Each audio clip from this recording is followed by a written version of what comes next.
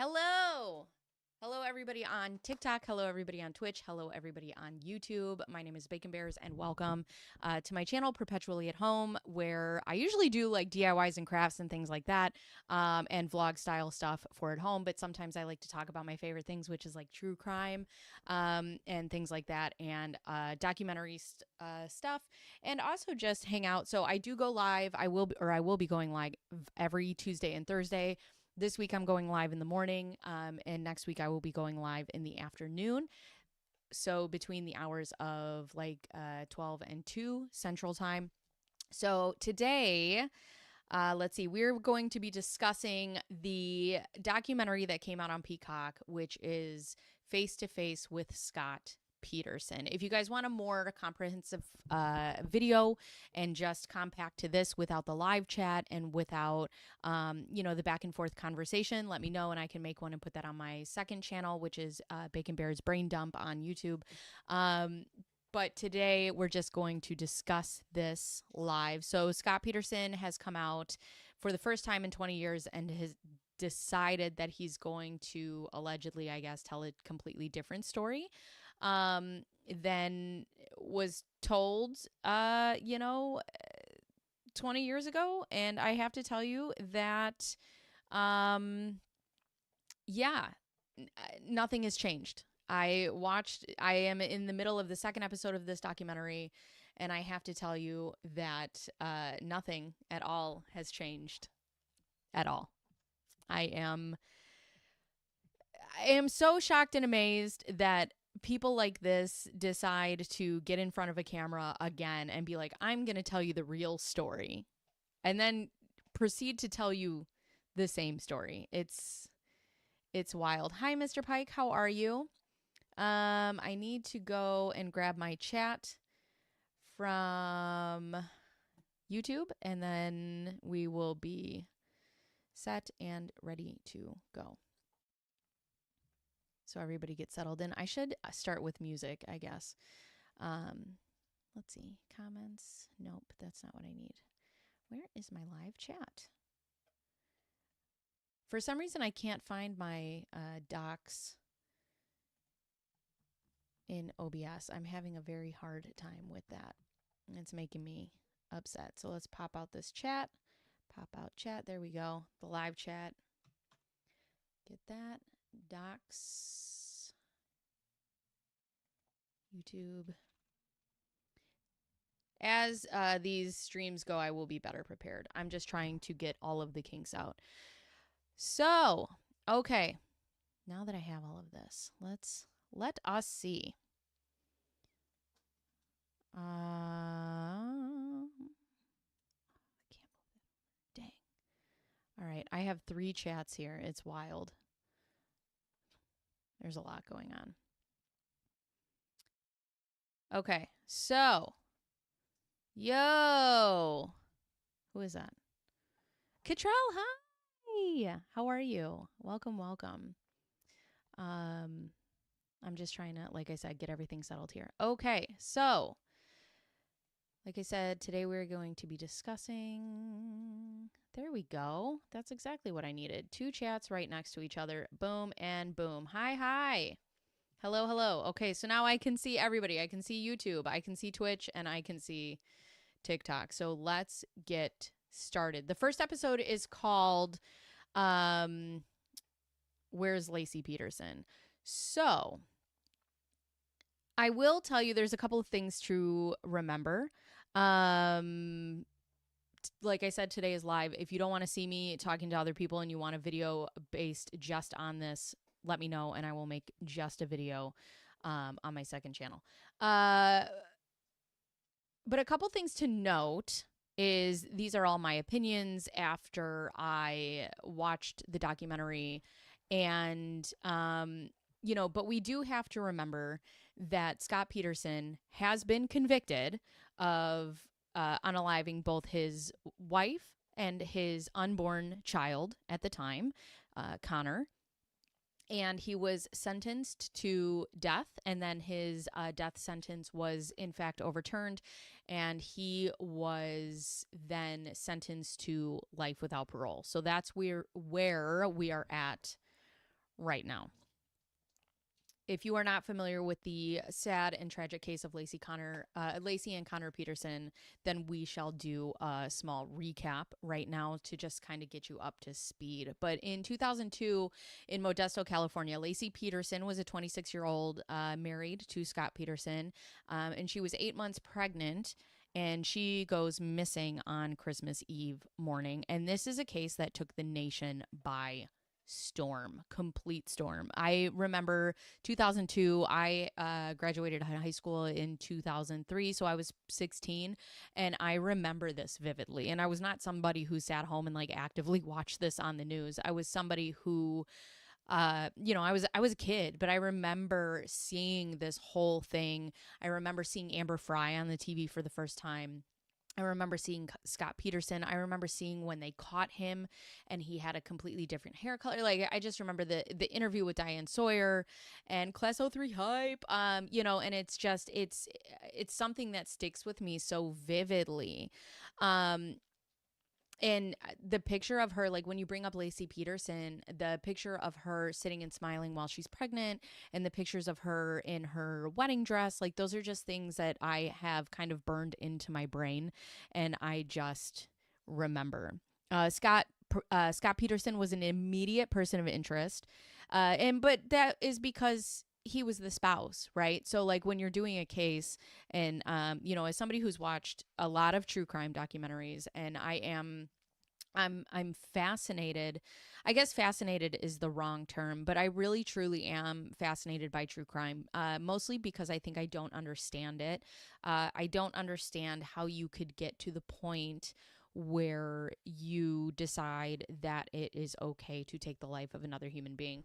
I understand crimes of passion. Like, I understand getting out of control and something like that happens, but to premeditate and to not get a divorce or move on with your life, like those things I don't understand, and they truly boggle my mind. But as I've watched true crime after true crime after true crime case, I know that the first people of interest is always the ones closest to you.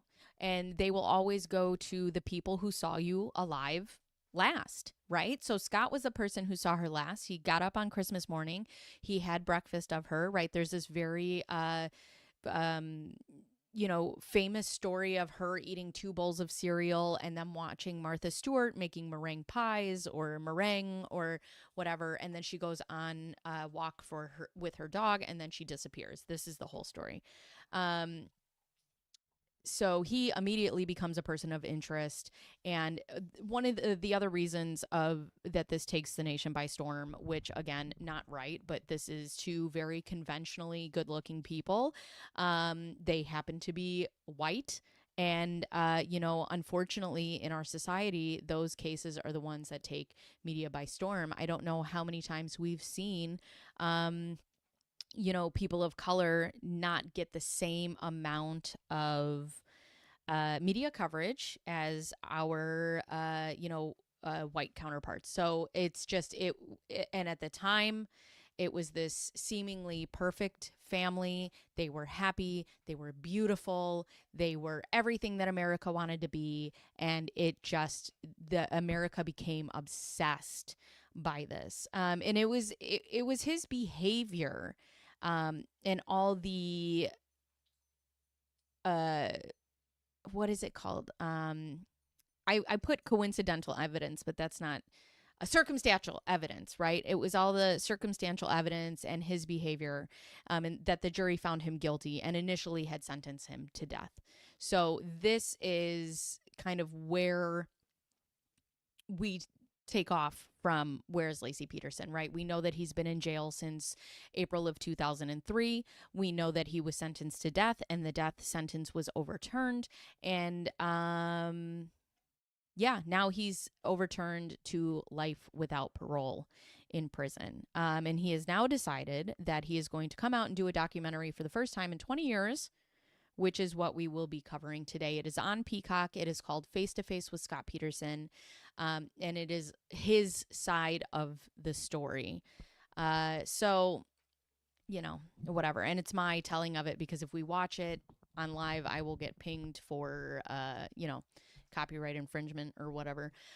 Not copyright infringement. What am I talking about? But I'll get copyright stricken because you can't watch stuff like that on stream or on video. So I will tell you that I am extremely biased. Okay. I have heard of the case when I was younger, and then getting into true crime. This is one of the things. Family Annihilators, I have to tell you, pique my interest in general, mostly because I am a mother, and to be able to be in the mindset where you take out a family member, like your significant other and your children, I can never fathom. Never in a million years. It will never make sense to me. Another case that sticks with me constantly, and there's a lot of parallels, is the Chris Watts case. I don't understand. Just get a divorce. Just get a divorce. That's all you have to do. You just have to say, hey, I don't want to live this life. And like, yeah, you're going to have to pay some alimony, and you're going to have to like pay some child support. But how do you get to the point where you annihilate your children? Right? Like it makes, not that I would ever do it, right? And not that it makes that much sense to me, but it makes more sense to me when somebody says, okay, I'm going to annihilate my spouse, right? But the children, I don't get. And Family Annihilators, like, that is my biggest, I just don't understand it. Like, and those things just sit with me. But like I said, I have to tell you, I am biased. I think that he had everything to do with the wife. Hi, V6 Sonoma. How are you? I think he had everything to do with his wife missing, and his son's disappearance. Everything. So the reason I am going into this documentary very biased, the reason that I wanted to watch this documentary is because I don't know. I think I just want it to I don't know if I want it to change my mind. I don't know if I want it to change my mind. I don't know what I'm looking for. I don't. And I don't know why I'm giving these people an opportunity. Another thing to note is Peacock did do the Casey Anthony side of the story, and she was not convicted. They tried to get the death penalty on her, and it didn't work, and she was not convicted. And, she's out wild and free, and I have my thoughts on what I think happened. But they gave her an opportunity to speak. Why? The world may never know. I don't know. Anyways, here we are. So everything is my thoughts, my opinions, allegedly just the case. It's the weights and what he said to Amber that I can't get past in the Peterson case. Oh, Samantha. We will get there. Don't you worry. Okay. I got to get this microphone out of this shot. This microphone's trying to take up too much of my space. I'm the star. It's not just that, but we will get there. So the reason that we're actually here is because the LA and Innocence Project, drink some more coffee. The reason that we are here is because the LA Innocence Project has decided to take on this case, hopefully entering new evidence that wasn't put in the original case and getting him essentially a new trial. If it comes back that the DNA is on Scott, and if it comes back that they find out that this does not prove that he was innocent, what are the repercussions, right? Like our taxpayers' dollars? Lacey, I believe her maiden name was Roca, but the Roca family has to go through this again? And what, he just gets to do this? Like, so if it comes back and nothing like exonerates him or proves that he was innocent, what are the repercussions for him is what I want to know.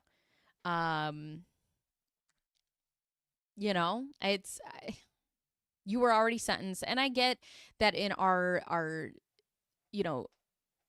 judicial system, we get to make appeals and we get to have a chance, right, to explain our sides and do these things and have things looked at again. But how much money does that cost? How much money does that cost to our taxpayers? At what emotional cost to the families? And if it comes back that this is all just a waste of time, what can we put Peterson back on death row? I do have to make a kind of a point about putting someone on death row and how I feel about it. Do I believe in the death penalty? And the answer is yes.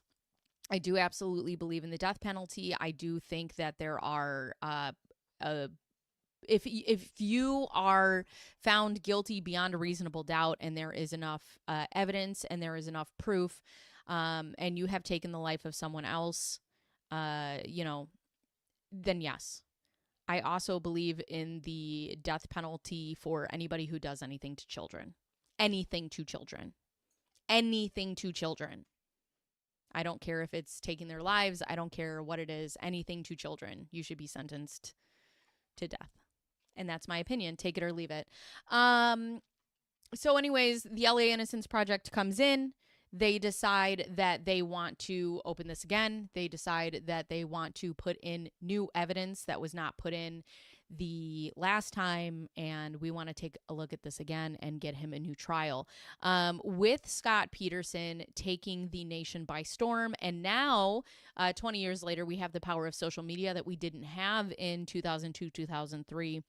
When this was all going on, how somebody like him could get a new trial and a fair one, I don't know how that happens. I don't know if you could talk to somebody right now and say the words Scott Peterson and not find somebody who knows absolutely everything inside and outside of this case.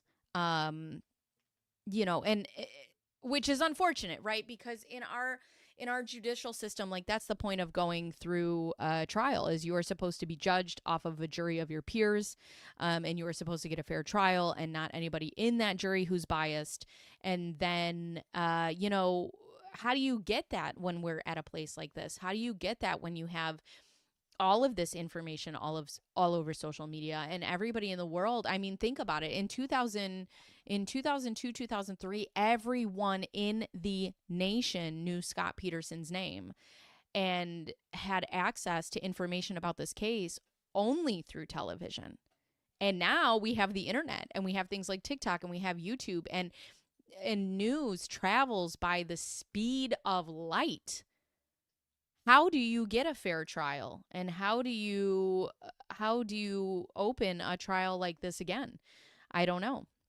I don't know. So, everything that I'm going to say is notes that I took from the documentary, my own opinions, and is all alleged. But one thing to remember is that Scott Peterson has, in fact, been convicted of killing Laci Peterson and their unborn son, Connor. And I want to remember that. I feel like everybody is focused on Scott, and the true victims here are Laci and Connor, and Laci's family and everybody who loved her. And to be able to give this man a platform when Laci can't, say anything to herself, and you've taken the voice of, an unborn child, is whatever. But then you have stupid people on the internet like me who watch it, and here we are. So the episode 1, which is the first episode, there's 3 episodes. I will break this down into 3 different lives. If you guys want to see a more cohesive video, I'll do that on my second channel, and I can put 3 different videos together if you'd like to see that. But episode 1 is Where is Laci Peterson? And this really opens up kind of everything about the case. And they open it up with Laci's wedding, and she looks stunning. Looking at her wedding pictures is, you're looking into the happiest moments of someone's life, right? And you're looking at her, and she's smiling, and he's smiling, and she looks beautiful. And I have to tell you, every picture that I have seen of Laci Peterson, she seems like the world's most brightest, beautiful soul. Like, she I hate when in documentaries when they're like, she has the smile that lights up a room, but she really does. She just radiates. Oh my god, my dog is chewing. It stinks. She radiates just happiness and just such a light. And the wedding pictures looked like you would hope it would for a bride. Just the most stunning, most happiest moments into someone's life. And there's a woman flipping through the photos of the wedding, and then you hear in a voiceover, I believe my brother-in-law has been wrongfully convicted of murder. And they don't really tell you who she is at first, but spoiler alert, you find out at the end of this episode that this woman is the wife of Scott's older brother. And it's interesting to me because the only two people from Scott's family that they show in this documentary are his sister and his sister-in-law. And his sister-in-law really goes to bat for him. And I had to put myself into her shoes, right? My husband has a younger sister and a younger brother. And my younger brother, if he was in a case, if he was in a pickle, I'd go to bat for him. I do have to say, if all of the circumstantial evidence came back and he exhibited the behavior as Scott Peterson did, I am not sure that I would go to bat as much as this woman did for Scott. It's wild to me. It's wild to me. I can understand not wanting to believe that your family member is capable of this behavior. I completely get that. But how you can look at all of this and not be like, something, it's unfortunate because I personally believe anything is possible, right? People are going to people. And I think people are capable of anything. And with that, people are also capable of surprising us a lot. So, I don't know. The first time that we see Scott Peterson, he is in Mule Creek Prison, and he only gets video calls for up to about 15 minutes, and he is speaking to the documentarian, Shireen Anderson, and you hear him, the first words out of his mouth are like, I regret not testifying. And, that's not uncommon in a defense's case, right? Like when you are being defended, a lot of the times your attorneys will tell you, like, do not testify. And I've never seen it go well for people who have testified, who have been, the defense. And one of the biggest shocks, I would say, that I watched somebody testify and ruin their entire, court case. I mean, their court case was already ruined, but get up there and make it worse, was Alex Murdaugh. I remember sitting and just watching Alex Murdaugh get on the stand, and I'm like, why are you doing this? Why? Don't. No. I don't know. It's never a good idea.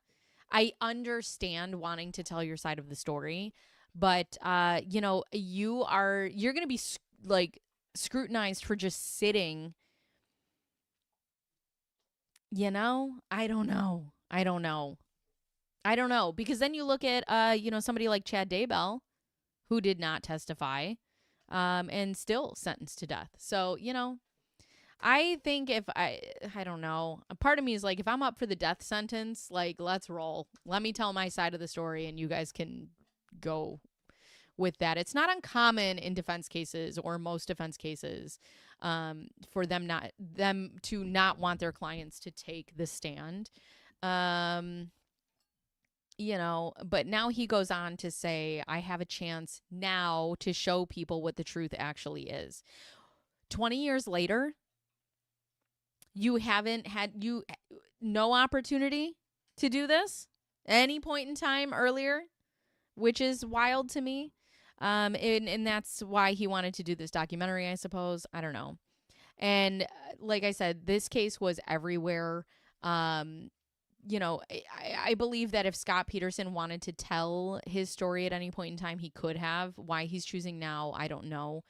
But and I don't know either if there's a law. I know there's a law, and I don't know if it is our if it's for every state or if it's just for some states, but I do know that some people, when they go to prison, they cannot make money off of their crimes, right? Like, so like, uh, they can't sell books, they can't sell interviews, they cannot profit from their crime. So I don't know if that's the same for him, but I don't know why now.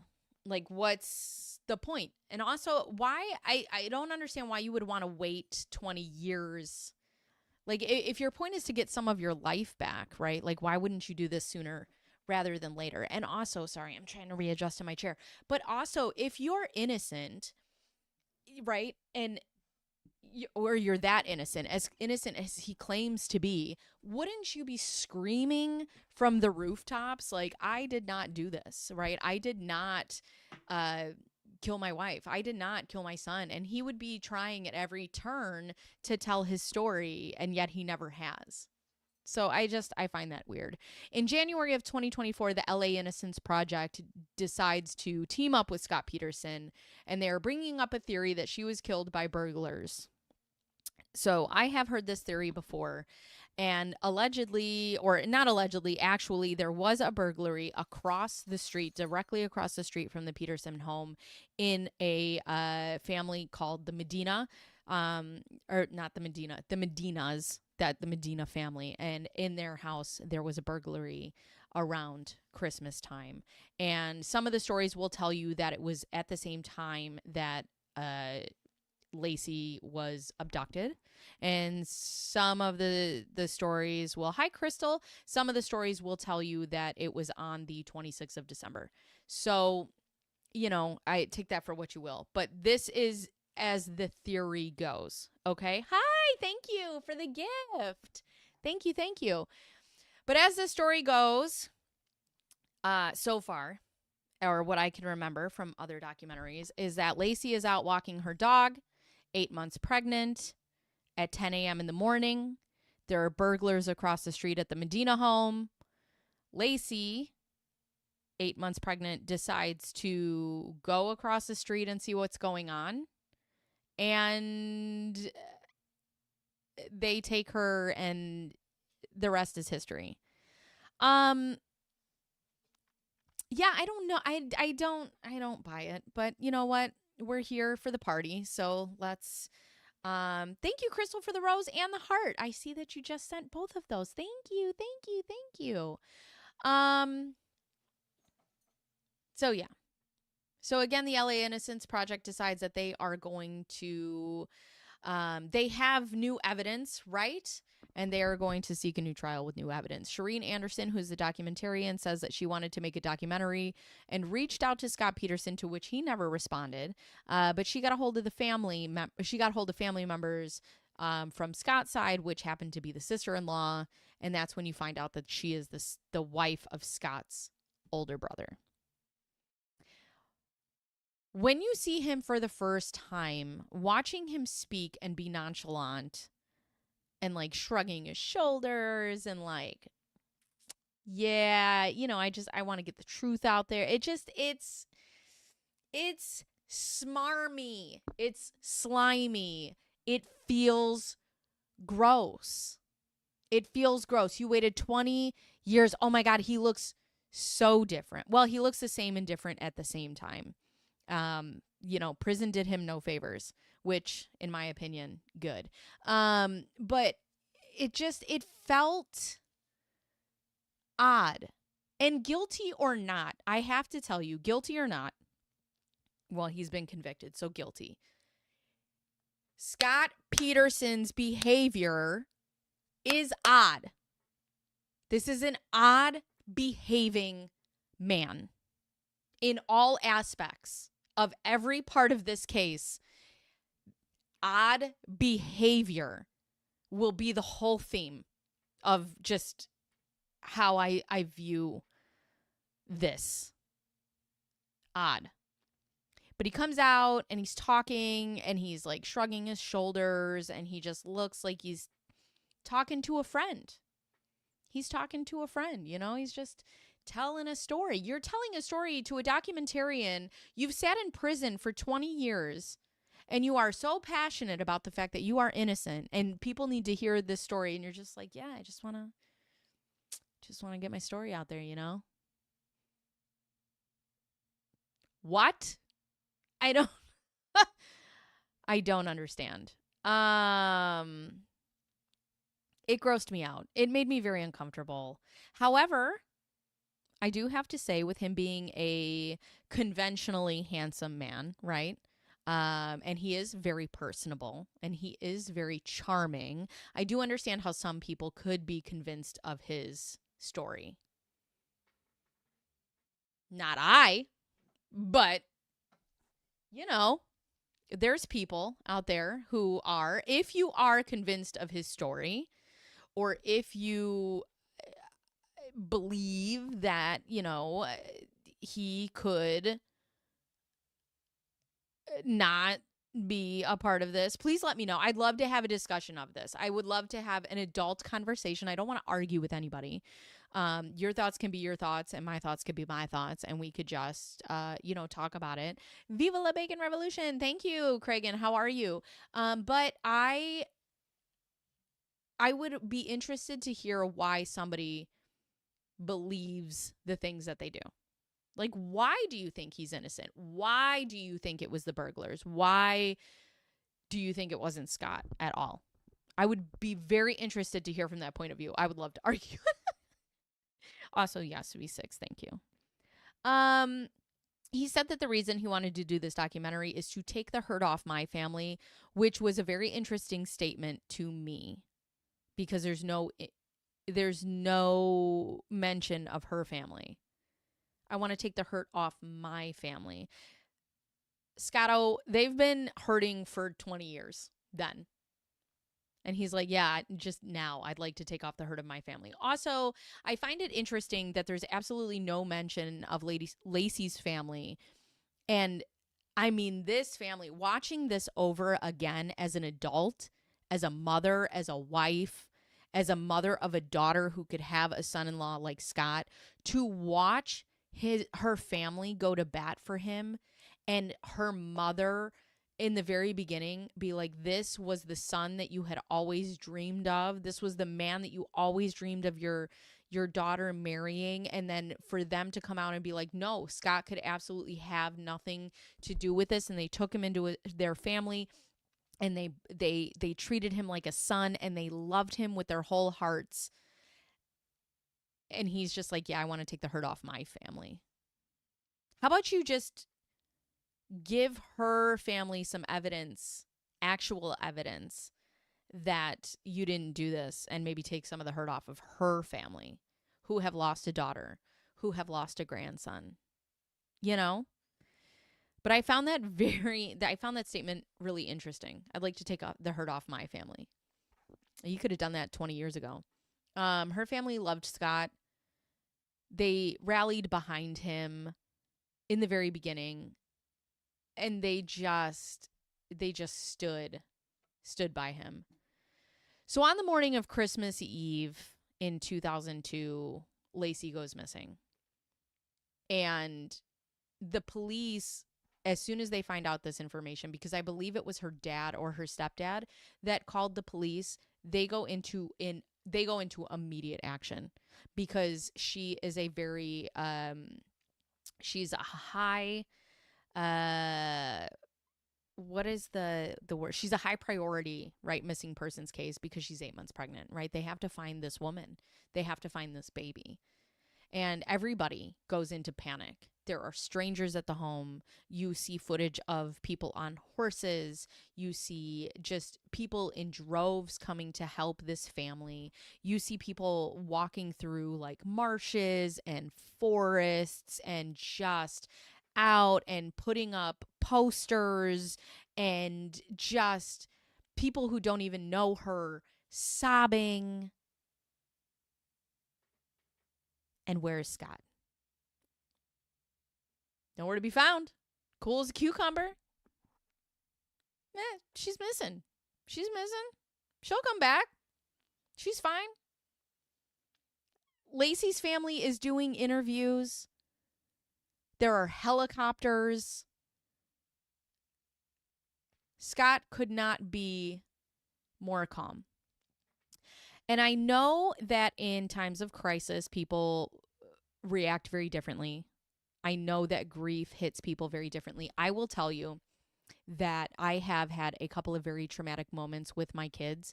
And in the first day at that time, I go very empty. It actually makes me feel really bad. I go very empty. I go very cold. I feel nothing. Right. And sometimes I do laugh because of my nervousness about the situation. And both times that this has happened, uh, 3 times, I'm sorry, that I can vividly remember that this has happened, where the day something pretty tragic has happened to our family and with our children, and the first day I just kind of go cold and I don't understand really what's happening. Thank you for the gift. Thank you, Adolfo. And then the next day my body processes, and all 3 times I've puked. I have actively thrown up. It's almost like my body tries to process and then my body just has a physical reaction to what's happening. So, him being calm or trying to stay calm in a time of crisis isn't necessarily what kind of throws me off in this situation. What throws me off in this situation is everybody moving forward to do the things that they can do to search, doing interviews, going out, looking, putting up posters, putting up flyers, right? It's not the calmness. My husband is also very calm in all situations. My husband is not a crier. My husband does not show a ton of emotion when things escalate. So I understand that. But you bet your ass he'd be out there stapling up posters, doing interviews. And unfortunately, because Scott was doing none of these things and because he was calm, he presented as nonchalant. And I think that's the last thing you want to present as when your wife and your unborn child go missing. The first person that you have to clear in a case, and the first place that you have to look at, is the last place that they were seen alive and the last people to see them alive, right? You work backwards.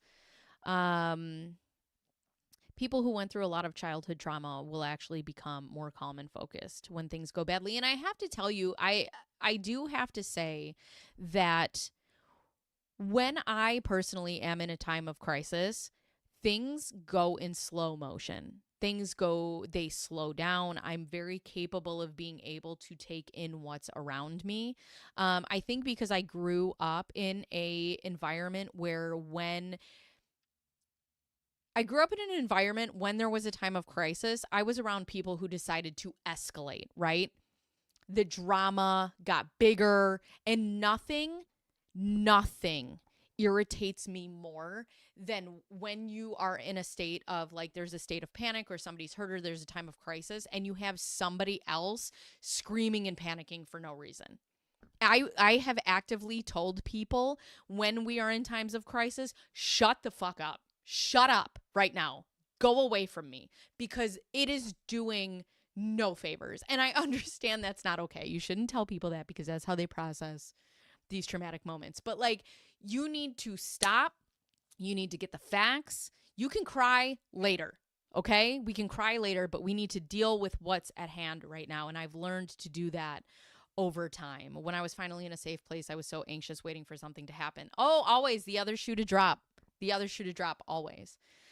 So we've learned through true crime, and we've learned, right, over the years, that the first person that you have to clear is always the person closest to the victim. It's always the person who last saw the victim alive. You want to search the last place that they were seen alive. And, so the best place is going to be her house. The best place is going to be her husband. Who knows her better than her husband, right? Yet Scott immediately felt like they were directly looking at him, right? Which is not uncommon. They want to clear the spouses first, and understood, right? I would like to think, because I've never been and hope to never be in this scenario, but I would like to think that if the police came into my house, yeah, of course they're going to look at me, right? They're going to talk to me about things. Now, if they were lingering and I felt like they were focusing on me, I think I would get upset and be like, "Go look for my husband. My husband is missing. Go. Like go do your job." I think that would enrage me. But not Scott. Bacon sus. um, you know, he was convinced that the police were coming after him, and I understand that, right? They're always going to go look at you, but I feel there was no anger. There was no tears, there was no shock, there was no surprise, there was no anything. Stoic is an understatement for what this man was at the time. I'm coming for you. You'll never find him. V6.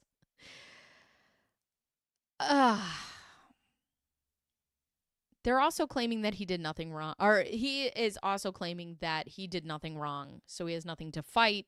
And his idea was that I'll be quiet and then this will all just fix itself and it'll go away.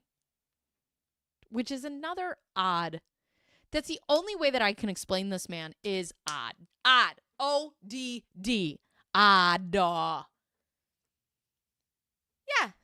My wife and my son are missing. It'll just fix itself.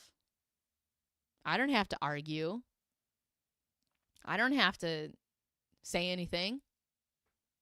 It's fine. It's just weird behavior. Weird behavior.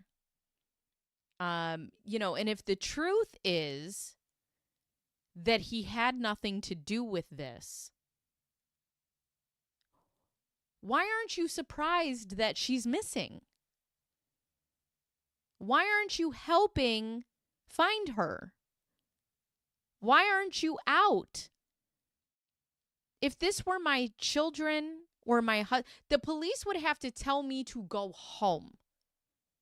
Because I'm going to give me my sweatpants and my gym shoes and a badge because I'm out looking for these people. Have one of my family members sit in this house and wait for them to come home. I'm out. Gone. I'm busy. I'm going to all their favorite places. I'm tracing the last steps that they took. And just still nothing. As investigators are looking into Scott in the beginning, they find that him and Lacey seem to have a perfect marriage. There's no fighting. There's no financial issues. There's just perfection. They seem like the perfect couple who were about to welcome their very first baby boy, which is perplexing to them, right? Because you have this husband who seems like he doesn't care, yet is so loving and has such a loving relationship with his wife that it doesn't match. None of it matches. When being interviewed by police, you see a video of him sitting across the table from a police officer, and he seems relaxed, which I have to tell you, when police lights go off, even if they're going the opposite way of me on the road, I am immediately nervous. For example, I've never done drugs in my life, and I've had to take drug tests for jobs, and I'm always like, they're gonna bust me for my poppy seed muffin. Like I am like, it's nerve-wracking. Like a police officer could be like, hey, how's it going? And I'd be like, I sped one time when I was 14. Like, I don't know. And I have to say, I've never sat in an interrogation room. I've never had police ask me questions really about anything. And just the thought of that make me nervous. And yet in this video, he could not be more relaxed. Just sitting across, leaning back in his chair. Yeah, I don't know, man. Sometimes people just go missing.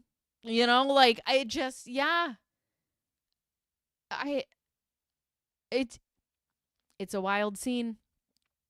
I would be crying. I would be hysterical. I would be like, give me a pen and paper. I'm going to tell you, my husband is, this tall. He has this hair. He loves doing this. And my son's favorite place is this, and blah, blah, blah, blah, blah, blah, blah. You would have a 80-page dissertation on my family members. And he's just like, do I get a sandwich up in here?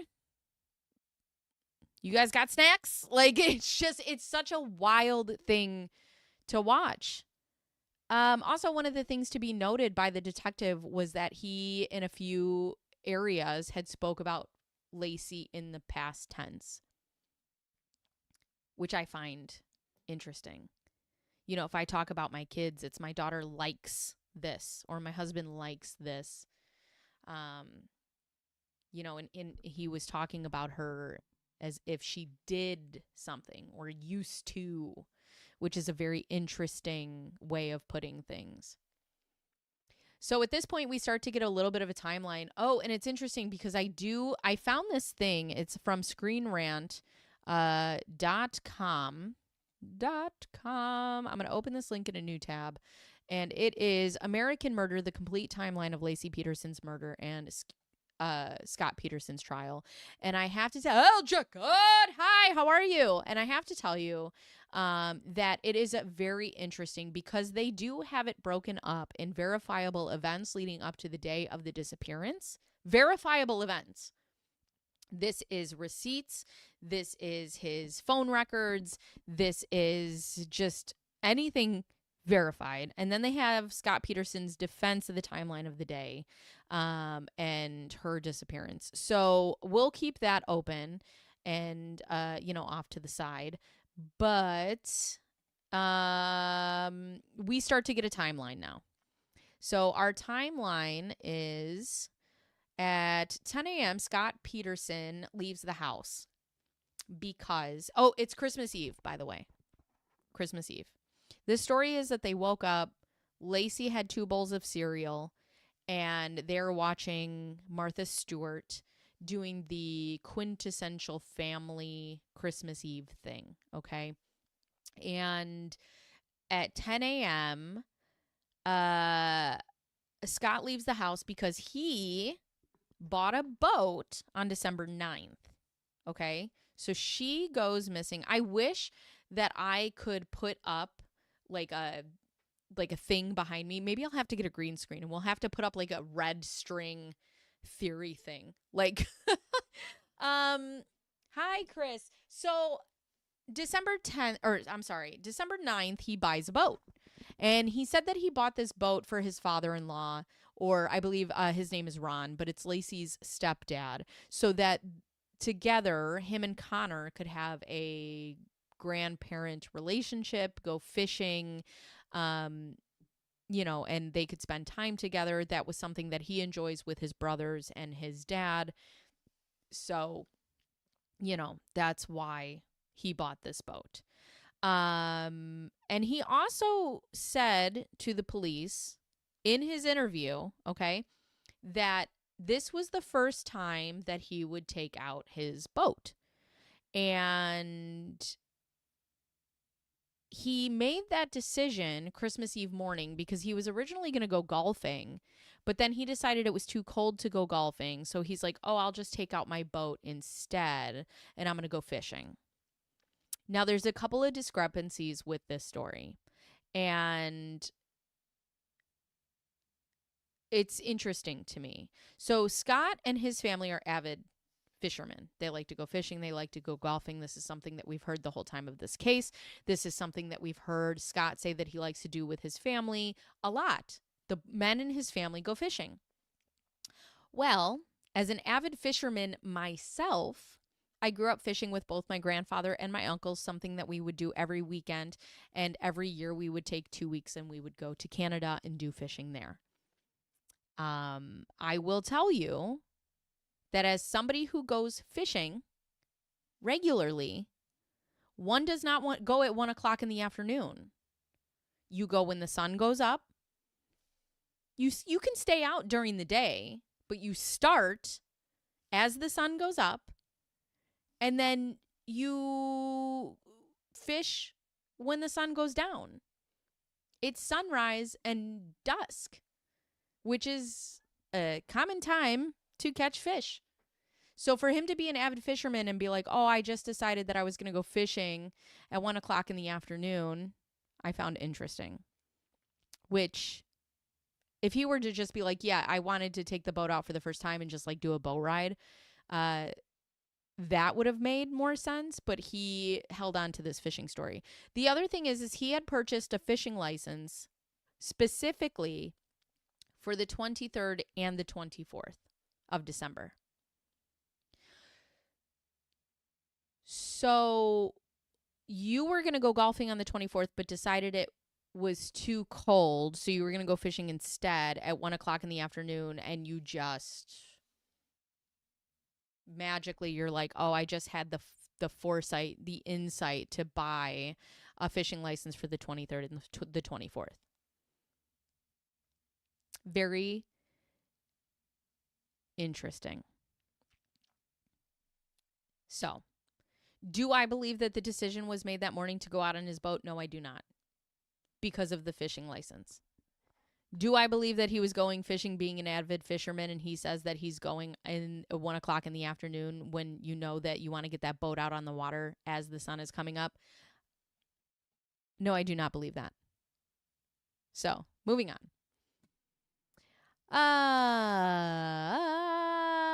Let's see. I have this written down. Also, I've gone fishing my entire life. I grew up fishing with my grandfather and my uncle. And, you know, you always want to be on the water as the sun is going up. And nobody goes fishing at 1 o'clock during the day. He leaves his house at 10 a.m. And he decides, he's like, I'm going to go fishing. And it's Christmas Eve. And he's got to be back so they can spend it with Lacey's family, right? And he decides that he's going to take his boat out for the first time at the Berkeley Marina, which is 90 miles away from his house. When they look at the maps by his house, there are reservoirs all over the place for him to take his boat, to go fishing, to do any of these things. But he decides to go the furthest away from his house to the Berkeley Marina to put his boat in the water, while his 8-month pregnant wife is at home on Christmas Eve. Sure, Jan. It also says that he arrives there at 12:45 at the marina, and then he's only there for an hour and a half, and I'm not sure we've ever heard conversations about him fishing. I'd be interested to see what they found in the boat or around the boat, if there were fishing poles. The only thing I remember them finding were the concrete like debris from the homemade anchors. And I believe the homemade anchors, one homemade anchor. They claimed that he made 5, but they had only found 1 inside of the boat. And a pair of needle nose pliers. I don't know if that was found in the boat or the shop, but it did have Lacey's hair wrapped inside of it, which I found interesting.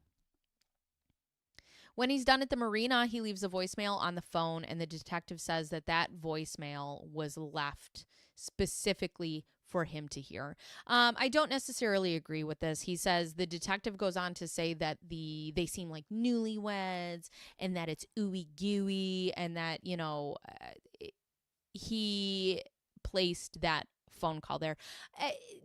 Is that possible? Yes, but I do have to tell you, after 12 years of being with my husband still sends me messages, you know, every day. I wake up to a message every single morning about, you are beautiful. You are the love of my life. I love you so much. And I send those back to him. We're talking every day. We're talking today. I woke up to one today. So, you know, is it ooey gooey after 12 years of a relationship? It is. So I don't find that to be like a piece of evidence. I think that's something after the fact. I don't know. That wouldn't raise red flags for me. But it's so funny. It's not even that I find comical. I find it's the fact that uh, Scott goes on to say, well, if they think that's weird to have conversations like that, then these detectives must have pretty sad marriages. If they think that it's too much. But let's not forget that good old Scotto boy was having a 2-month affair with a woman named Amber Fry at the time, who told her that he lost his wife and this would be his first Christmas without her, and never said anything about his son. Yet, they're in sad marriages. You know, it's funny when somebody calls you a home wrecker. People say, she's a home wrecker. One cannot wreck a home, right? Like, you can't break up a happy marriage. The marriage to me has to be broken on one end or another for a person to step out. Why else do you step out? Because you're not happy in your marriage. People who are happy in their marriages don't step out. So, Peterson was projecting. They must have sad marriages. You too, my guy. You too. Now, maybe Lacey didn't have a sad marriage. Maybe Lacey thought that this was the perfect and happy marriage, but there was obviously something that Scott was missing, that he felt that he needed to have a 2-month affair with another woman. And, well, we'll get there. I'm getting ahead of myself. After being at the marina for an hour and a half and coming home, he gets home at 4:30, and he states that he was immediately worried about Lacey and the fact that she was gone. So, in his state of worry, he decides that he is going to clean up and wash his mop bucket. He, in his state of panic, is going to do a load of laundry. And then I believe he grabbed some lunch, perhaps some pizza, and a glass of milk. And then at 5:17, almost an hour later, he then calls Lacey's mom and says she's missing, which is another very odd statement. I think he called her to see if she was over there, and then they kind of figure out that she's missing. Also, one of the things that I found very interesting in the interrogation room and in the video, Scott asks for grief counselors for her family on Christmas Eve when they go to talk to the police. Before they even... She's not even missing for 24 hours. Why are you asking for grief counselors? I thought that was a very odd request. But,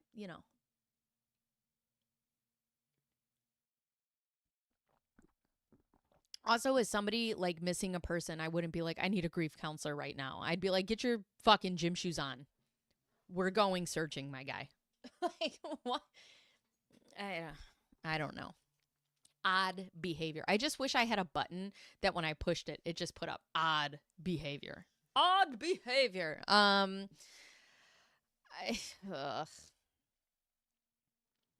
while Scott is at the marina, they bring up 10:18 a.m. And I don't remember if it was Shireen. I don't remember if it was Scott, but somebody in the documentary has said this becomes the magic number, 10:18 a.m., right?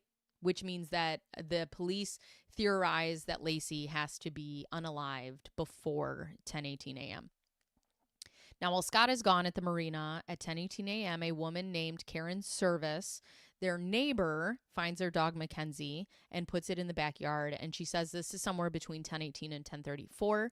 And the leash was still attached to the dog as this happens. So the police had theorized that she passed away before 10:18, and then Scott left the house. Why the dog was leashed, why she was running out and about, We don't know. We still don't know to this day. There's also no crime scene inside of the house, which my theory, because I do believe wholeheartedly that Scott did this or had something to do with this.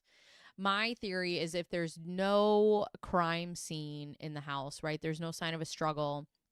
There's no, blood. There's no anything, which is what he says. When you look at the pictures of Scott and Lacey Peterson, Lacey is a tiny woman. Okay, tiny, stands 3 apples tall. This woman is tiny. And he is a rather tall, athletic man. And she's also 8 months pregnant. And I don't know, but for those of you who have never been 8 months pregnant, let me tell you how that goes. You can barely sit down in a chair. And when you sit down in that chair, you could be sitting for a while and somehow you're still breathing heavy, like you ran a marathon. And then it takes you 30 minutes to get up from that chair. So at 8 months pregnant, most people are not very athletic, okay? Now, this is my theory. This is my speculation. This is my, what I think happened. I think that, plus you got to pee constantly. I think that Lacey was in the house with her husband that she loved. I think that he was able to surprise her because you don't see it coming from your spouse that you're in love with and having a baby with. I think that he was able to subdue her somehow. Probably, my theory is through some sort of asphyxiation, right? Suffocation or strangulation. And then he was able to move her from one place to another.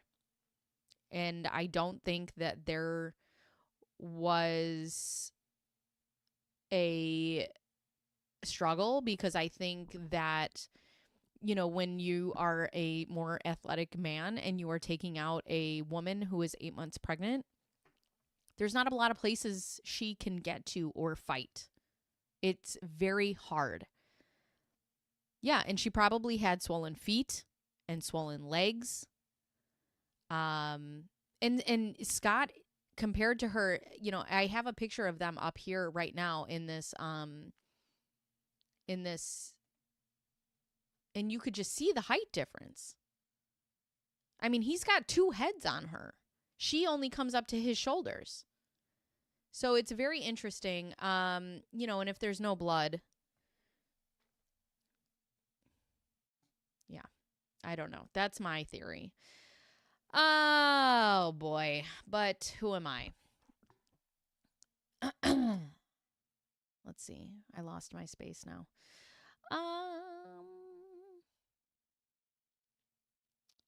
Here we go.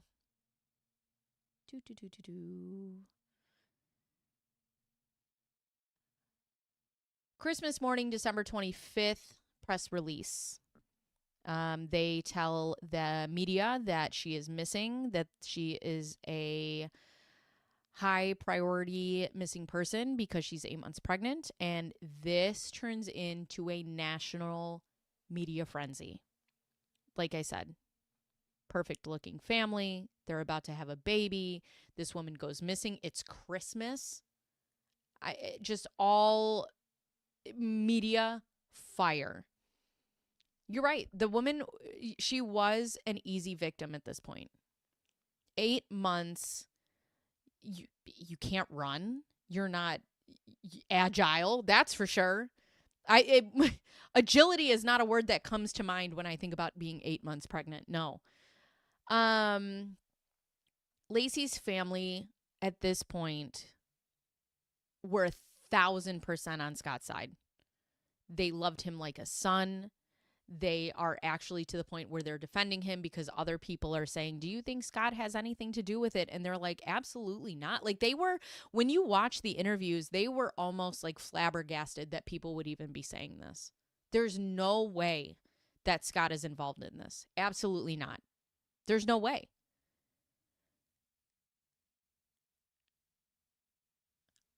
It's interesting that Scott gets on camera now and says that he regrets not getting on stand to defend himself. He also said at the time he was unwilling to go in front of the camera and give them ugly emotions that he was feeling at the time. But my question is, when your wife and your unborn son are missing, wouldn't you do anything?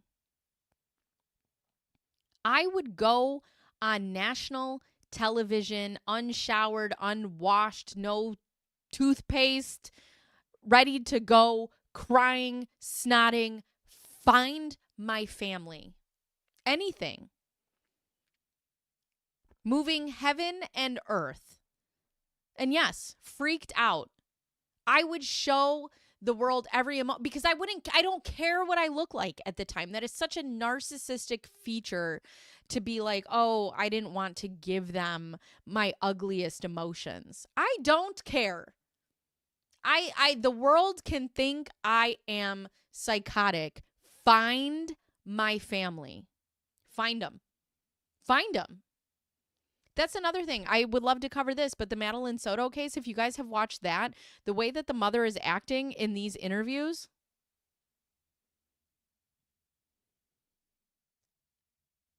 But the fact that he would come out now and say, I didn't want to give them ugly emotions. Bitch, you didn't give us any emotions. None. You gave us nothing. You gave us nothing. I don't care how ugly you are. Come save me. For real. For real. You couldn't. You know what's funny is this is a side note. So my daughter had to go to the hospital last year, and I had to rush her to the hospital first thing in the morning, 6 a.m. And I was dressed in a tank top, a sports bra, and shorts because I was supposed to be going to the zoo with my son. And I was in this hospital freezing my ass off. And the sports bra was the most uncomfortable one that I had. And anyways, I'm in these clothes and I'm uncomfortable. And when our friends had said, can we bring you anything? I'm like, listen, can you just bring me one of my, I have 85 of these shirts, right? They're from Costco. There's these 32-degree shirts and just a pair of sweatpants. And he brought them for me. And I told my husband, I'm like, I just packed a bag and like, all the essentials, and we left. And my husband looked at me and he goes, I got to be honest with you.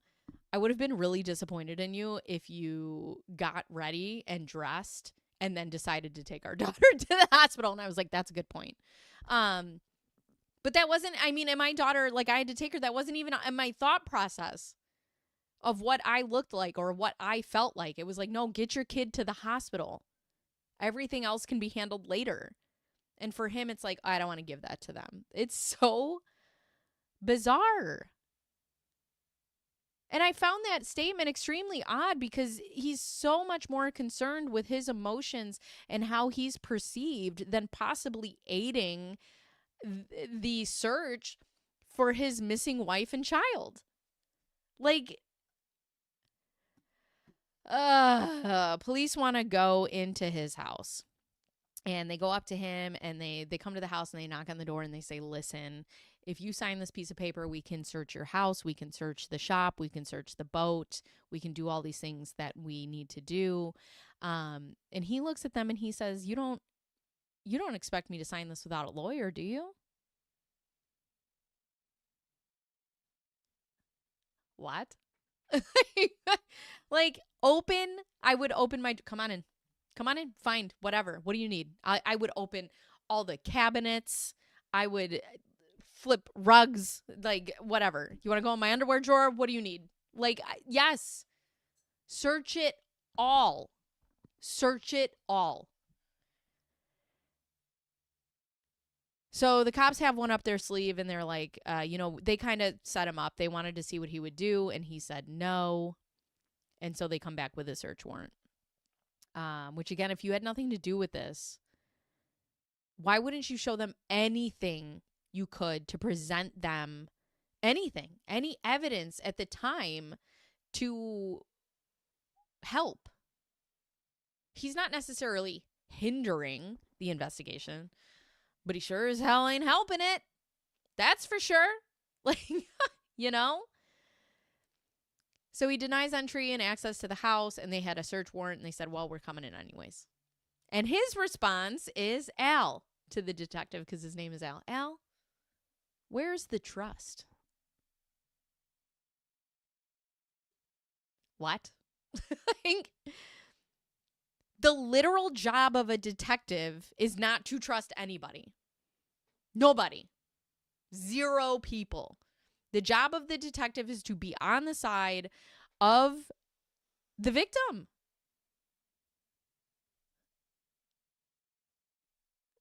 I mean, I get we're 20 years later and we all know about true crime and how investigations work, but like also maybe he would trust you if you tried to help him at any point in time. I got to hurry this up because I got to be out of here in 40 minutes and I talk too much. Reminds me of the year she was carrying our son was the year a few pregnant women elsewhere in the country. Oh, yes. I do have to say being alone or going anywhere when I was pregnant was rough. It was a lot being overly pregnant. And then when I had my second child and I was like super pregnant and went to the anywhere with them, like I was on high alert. It sounds like narcissism. Anyone, everything is an object to them, more beautiful in the eyes of everyone else. Oh, I see. Okay. I didn't understand what that was said for a minute. Let's see. Also, they show the sister-in-law and she is shocked, which is so bizarre. She's shocked by the police. She's like, they had a search warrant to come in. Yeah. Yeah, they're going to want to look at where she lived. They're going to want to find any evidence they can to find this woman. Why did you call the police then? Like, you called the police. They are going to do their jobs. I'm confused as to why you are confused. 'Tis confusion. I don't know. What they did find was that there was no forced entry, no blood, which is why my theory is that there was some sort of asphyxiation. But what this did do was it did eliminate the theory of anyone coming into the house from the outside. The windows were locked from the inside, and there was absolutely no damage to the doors. I gotta say, I wouldn't even try to pick something up that missed the wastebasket. They wouldn't need a warrant to come in the house and look for stuff. Yeah, I wouldn't touch anything. I wouldn't, nothing. I'd be like, come look, come see, anything. I'm going to go look at anywhere I can go. They went to the warehouse or his shop and they found concrete anchors. And they said that he had made 5. Now, there was a part in this documentary I didn't really understand what was being said here. So they went to the warehouse, they find these homemade anchors, and they said that they knew, and I don't know how they knew this, but that he had made 5 and 4 of them were missing, leaving 1 inside of his shop. Which is interesting to me. 4 are missing. You put 4 on 4 limbs of a body, so we understand their theory. How they knew that he made 5, that I don't know. But yeah, they were curious where the other ones went. Scott said he didn't know where they got that theory from, that he had made 5 anchors. And I think he claims to have never made 5. So that I don't know. Cop said he made 5. Scott says he didn't. They said he made 5. 1 was found in the shop. They believe 4 were attached to Lacey. So there's that. There was a homemade anchor that was made of concrete and like a metal bar or a cable. And the residue that was on that concrete anchor was the same residue that was in the boat. So their theory is that he put the concrete anchors on Lacey and then put Lacey into the water, and the concrete like scraped off into the boat. December 30th. Now remember, she went missing on Christmas Eve. Christmas Day is the day they do the press release. December 30th is one of the biggest breaks and most pivotal moments in this case. And that is when we are introduced, well, not the public, but that's when the police are introduced to the first time to Amber Fry.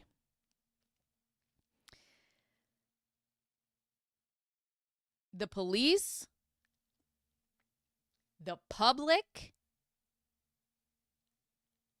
Scott's family, Lacey's family has zero indication that Amber Fry is another person on this planet.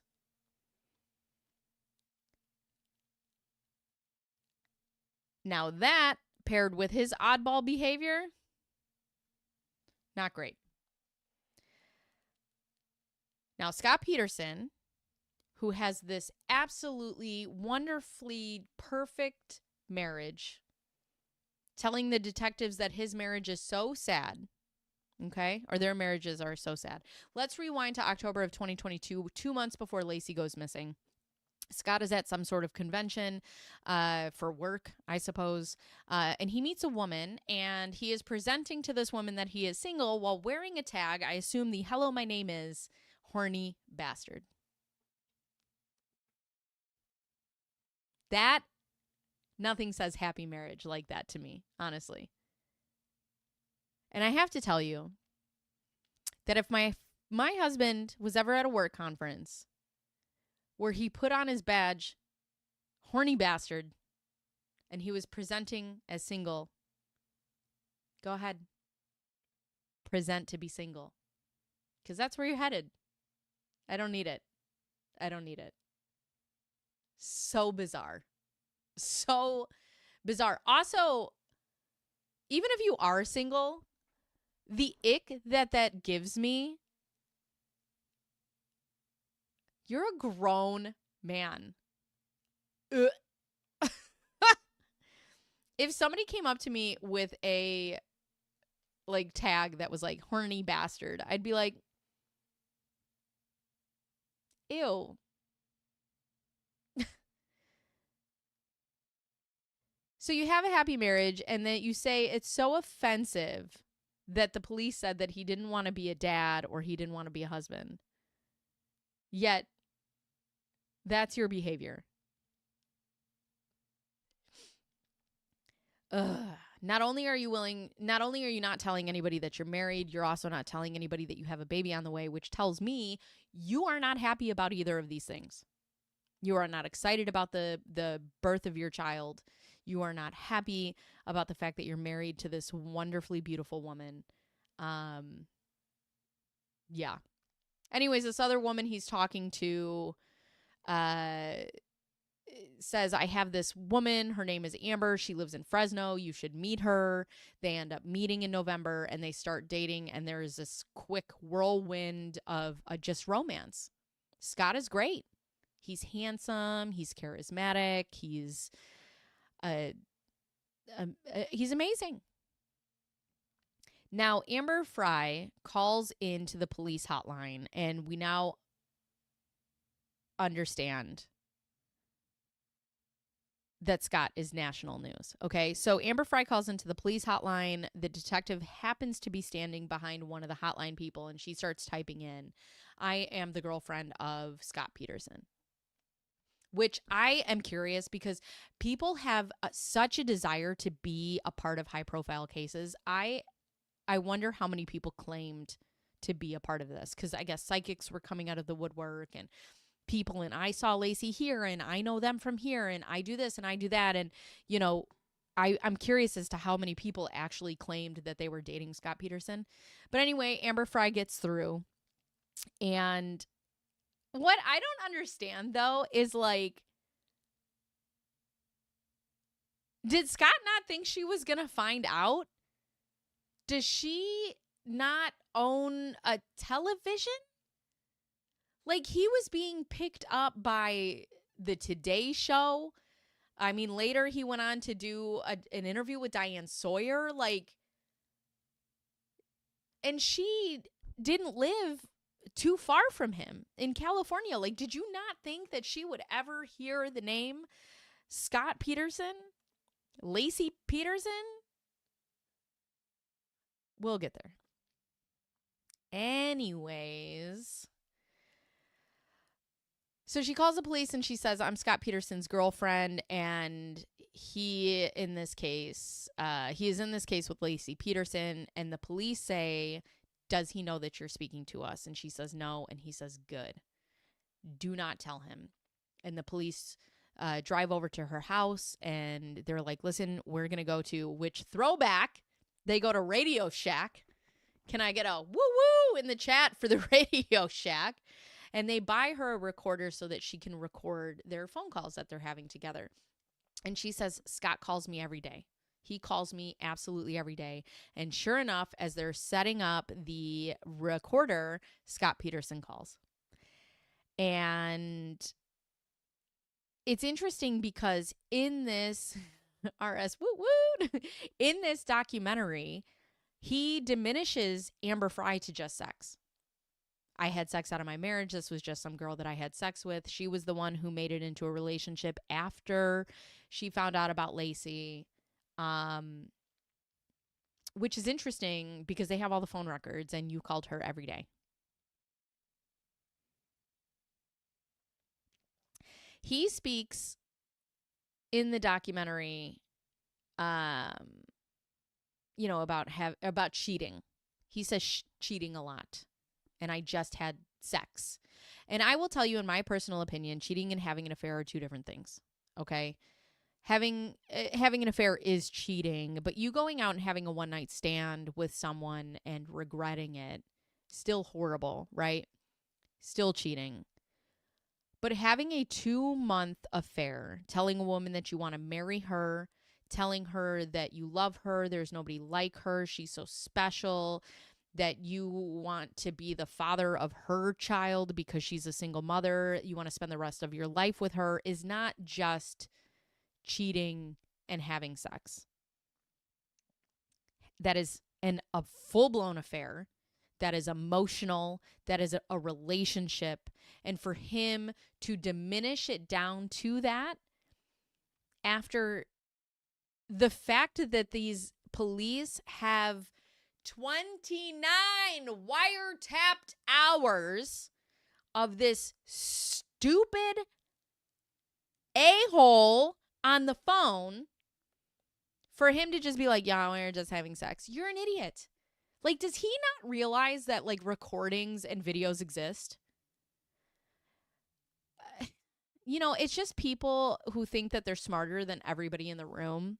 I don't understand it. I don't understand it. Anyways, the police record these phone calls, and when I tell you, listening to them, they are so gross. They are just, listening to him speak makes my skin crawl. He goes on to tell her, I love you. You're the only one for me. You're my everything. Like, nothing's happening. No mention of Lacey. No mention of Connor. And Amber's playing into this, right?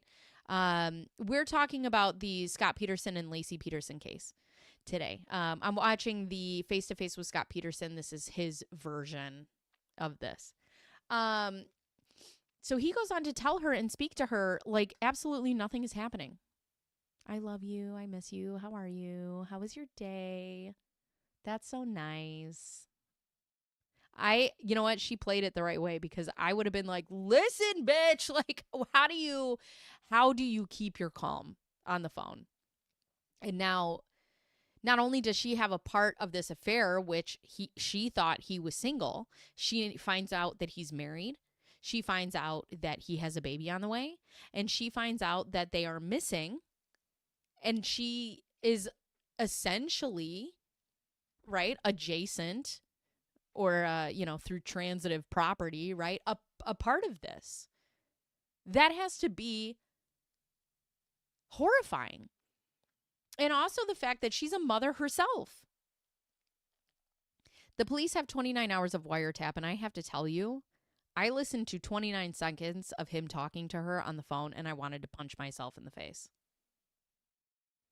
I could not imagine what it was like having to sit there and listen to him constantly tell Amber lies about how he's traveling and how he can't see her because of X, Y, and Z. And I'm going to Brussels and I'm going to Alaska and I'm in Paris and all of these things, knowing that his wife and child are missing. But also for Amber to sit on the other end of that line and listen to this man just feed you trash when you know a woman and a child are missing. Just, ugh. So Scott ends up telling Amber before Lacey goes missing that he lost his wife and this will be the first Christmas without her.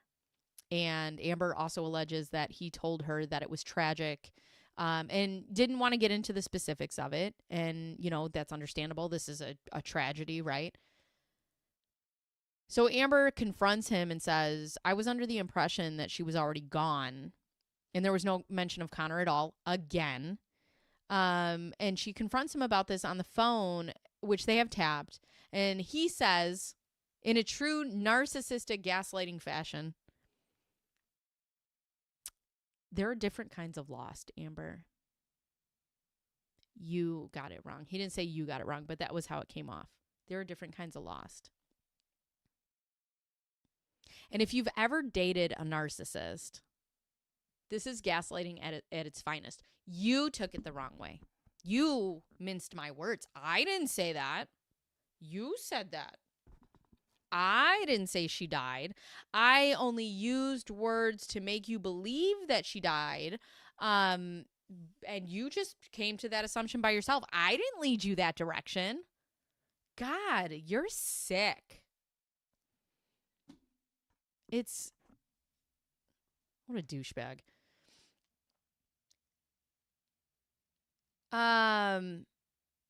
This also tells me, again, like that he thinks that he's smarter than Amber Fry, right? He's telling her all these things. He's assuming she's not watching the TV. He's assuming that she doesn't know what's going on. He's trying to gaslight her and tell her that she took things the wrong way, and that's not what he said.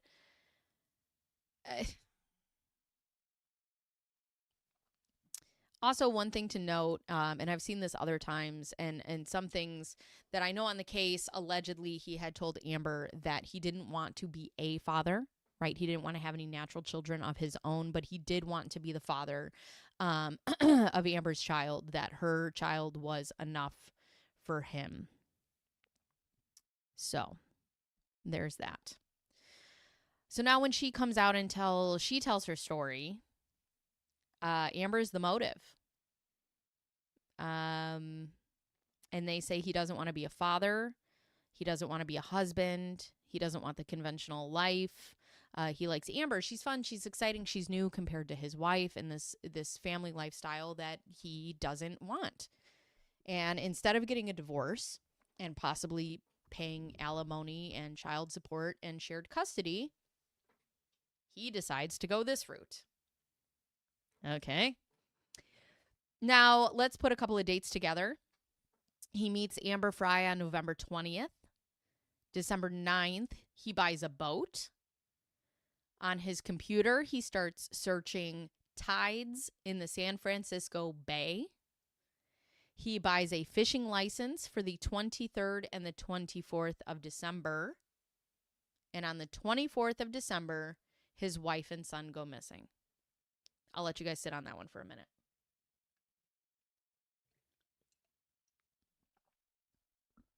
Again, this is where I need all these red strings in the case. So another thing that Scott says is, I don't get the argument that he doesn't want to be a part of a marriage or a father and that he finds it offensive and so beyond disgusting. Yet he was the one who was having told Amber that his wife was gone, to the point that Amber thought she had passed away, and there was absolutely no mention of his son.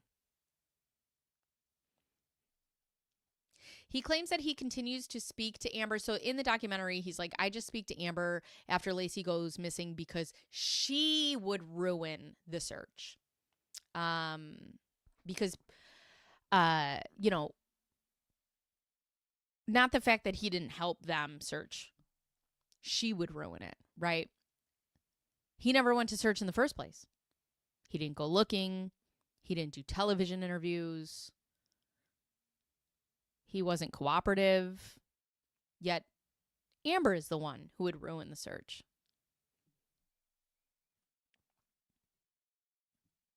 Anyways, in the 29 hours of wiretap that they have, it's just him telling her how great she is, how he's in all these different places and he's traveling, which is why he can't see her, how much he loves her, how he's going to spend the rest of her life with her. And again, he just never thinks she's going to turn on a television. Scott Peterson was on the cover of the National Enquirer. You don't think she's going to go to a grocery store and see your face? Going to pick up her produce and you're just staring back at her? It's insanity. What really breaks my heart about Amber Frey coming forward is the fact that I felt like this was then a second blow to the family. The family rallied so hard for him in the beginning because the public had already decided that he was a part of this. So not only is their daughter missing, but then they get the added layer of betrayal of this man that they accepted into their family and viewed as a son.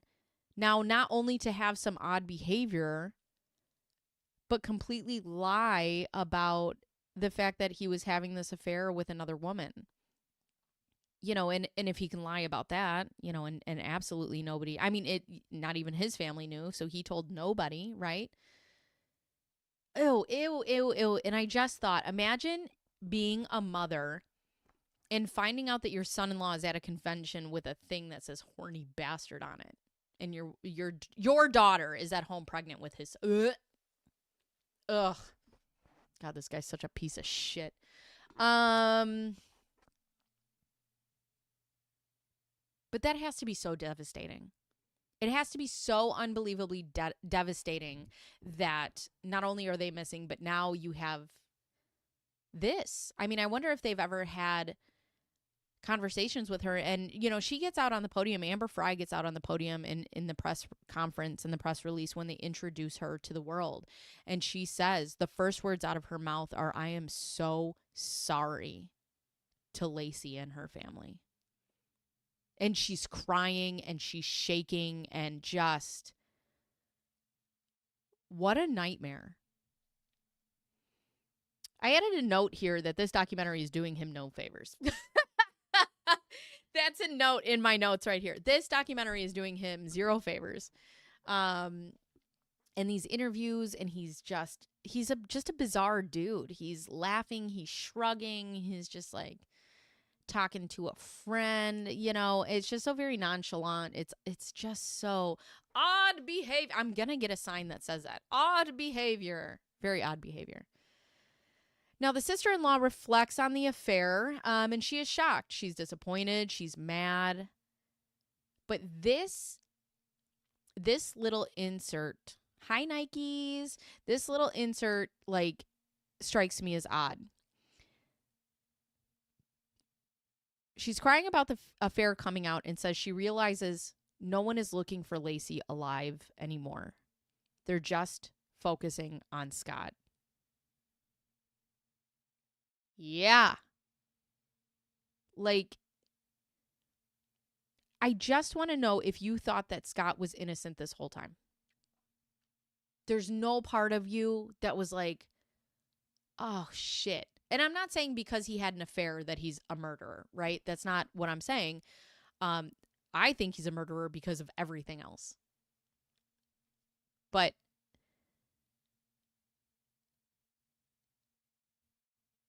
if you know that Scott's innocent, that's just an odd statement to me that you would be saying, okay, now nobody is focusing on finding Lacey alive anymore. So there was a part of you that when you found out that she had the affair that knew in your gut, in your intuition, that Lacey was gone.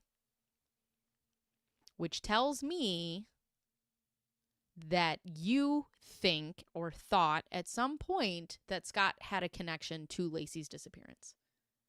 Because if you thought that Lacey was innocent, or I'm sorry, that Scott was innocent, him having an affair would have nothing to do with this. She still disappeared. Whatever. Yes, my brother-in-law is a cheating piece of garbage, but he still has nothing to do with this. But this comes out, and your first thought is nobody's looking for her alive anymore. That was very interesting to me. Because you heard about the affair and decided that Lacey did not exist anymore. Not at all. I knew he was guilty. Yeah, it's everything else. It's all the circumstantial evidence. It's everything. It's the fact that he is everywhere, that they found all sorts of stuff. I mean, Amber Fry is just the icing on the cake, right?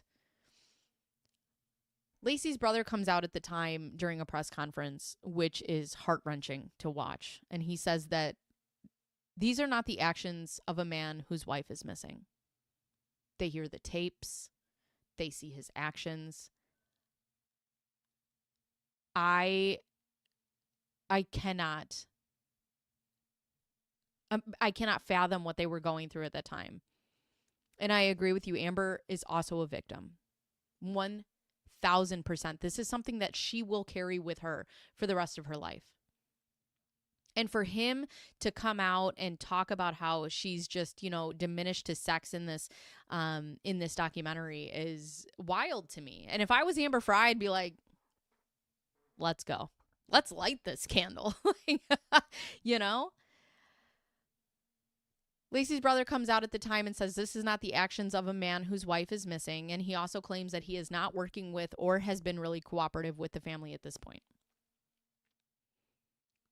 At some point, Scott Peterson's family hires a personal investigator named Gary, and they hired him to find Lacey and treated her as a missing person case, which is completely understandable. If my family member was being accused of, kidnapping or whatever, I would also hire a private investigator and be like, yeah, help us find this person. From the family's perspective, I completely understand where that's coming from, but in this documentary, he sort of acts like he's made these new discoveries, but the only thing that he really brings up is the fact that a couple people said that they had saw her walking on a route that she would take the dog Mackenzie for, like on that day, okay? So you have Sue Maldonado, maybe? I don't know. This was through dictation, so some of these might be messed up. She says that she saw a lady that looked like Lacey after 10 a.m., which would blow the theory of 10/18 that she had passed away before that time out of the water. She did not know Lacey. A lady who looked like Lacey. Okay? Frank Aguilar says he saw a person between 10 a.m. and 11 looked like Lacey. Said she was wearing a white blouse and black pants, which is what Lacey was wearing when she was missing. Vivian Mitchell saw her through a window while washing her dishes. And none of these people know her. And they all mention a golden retriever, which, let's remember, is the #1 owned dog in America. Right? Golden retriever is the most popular dog. And Diana Campos said that she saw her at 10:45 when she was out having a cigarette, I believe. Did not speak to her, did not know her, just saw somebody who looked like her. Now, these people had no interactions with her. They were people who did not know her, and these are eyewitnesses, and these are from memory. Now, I do not want to say that these people are not reliable, but I do just want to add this. This is a high-profile case, and the reason that I'm saying this is not to discredit what they saw. All I'm saying is, being a person who is interested in true crime, we know that people come out of the woodwork to be a part of something like this.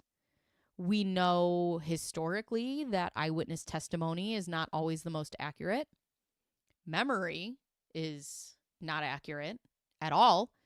And notably, people have a desire to be a part of these things, which I'll never understand. I don't understand inserting yourself into high profile cases. like that have nothing to do with you, like people who admit to cases that like they have nothing to do with. That's a very bizarre behavior for me. But anyways, with that being said, take that as what you will. Scott says that people complained that investigators were not taking them seriously. He said that investigators had turned away, quote unquote, credible witnesses. I would be interested to see what makes them credible. You know, this wasn't a time where we had Ring cameras. It wasn't a time where we were taking videos on our phones. And besides somebody seeing somebody who looked like Lacey while walking the most common dog in America, what makes you a credible witness? Did you speak to her? Did you see her go back into her house? Did you look at the dog's dog tag? What makes these people credible? I'm not trying to be, and that's an honest question. I'm not trying to be biased. I'm not calling any of these people not credible. I need something more than I saw this girl with dark hair who might have been pregnant, walking a dog. I can't imagine being an investigator with something like this. So many people coming forward, so many people wanting to be a part of it. And you're looking at people who are claiming they had relationships with people. You're getting psychics. You're getting all sorts of information. These guys are taking in hundreds of tips a day. Hundreds of tips a day. And, on top of the investigation work that they already have to do, Scott claims that somebody went into the office and said, I saw Lacey, and the investigator turned her away and said, no, you didn't. To which we have no proof of, but that's from Scott's point of view. I can't imagine a police officer. I mean, I guess I can, right? People can surprise us, but imagine walking into a place and being like, hey, I think I saw Lacey Peterson, somebody being like, no, you didn't. Have you ever looked into Drew Peterson? Oh, I know about Drew Peterson. Statistically, anybody named Peterson who's white or named Chris, the statistics are not great. I gotta say, when it comes to these cases, it's not great. I also have to say, with all these tips that were coming through, Amber Fry to get through and say I'm Scott Peterson's girlfriend. And I know they have to follow up with leads, but like I felt that was a needle in a haystack. And they found that, yeah, she had proof, but, to show. But, when things like this happen, people get so weird. They just want to be connected to things like that. At the end of the episode, you have the LA Innocence Project claiming that there was evidence left out of the trial that supports Scott's innocence. So they are filing a new discovery motion and that they are trying to get a new trial for him, which, if this does happen, I find it unfortunate that a family has to relive this all over again. The evidence, if this evidence does not support his innocence, then what are the repercussions? Because this is under taxpayer dollars. Maybe not from the LA Innocence Project, but from, in the beginning, that's all taxpayer dollars that put him and keep him in jail. And, and if he does this again and they find nothing, like, what are the repercussions of all the money that's spent on doing this?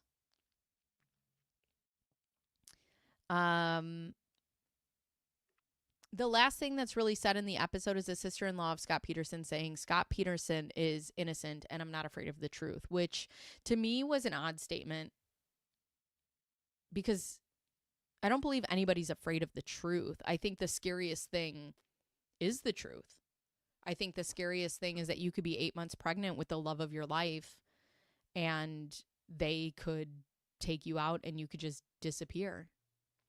I think that you could be at home and not know the person that you live with, the person that you have given your mind, body, soul, and spirit to. I think that the scariest thing is sitting across from your partner at a dinner table and those could be your last moments from the most trusted. I think that's the scariest truth. I think that's why this took this nation by storm, is because you have something that seems like the perfect marriage that ended with such a tragic result. But with that being said, that was the first episode, and it is time for me to go. Thank you guys for watching. My name is Bacon Bears. I'm here once a week on videos on YouTube. I'm here on Twitch, TikTok, and YouTube Live. If you want to come talk to me, that'll be Tuesdays and Thursdays. It'll be in the afternoons. It's in the morning today, but it'll be in the afternoons next week. Yeah, and if you guys want to keep following, and glad you found me today. Thank you. If you guys want to keep following, please hit all the buttons. It really helps me out. And if you guys want to see a more cohesive, like comprehensive episode of this, I can put it up on my second channel and film it. That's kind of just like my brain dump and stuff that I think about over there. And other than that, thank you guys for being patient in the chat. I know that I didn't talk a lot to the chat today, but I really wanted to get through this because I had 10 pages worth of notes on episode 1. So I have gotten through half of episode 2. Yeah, and I will see you guys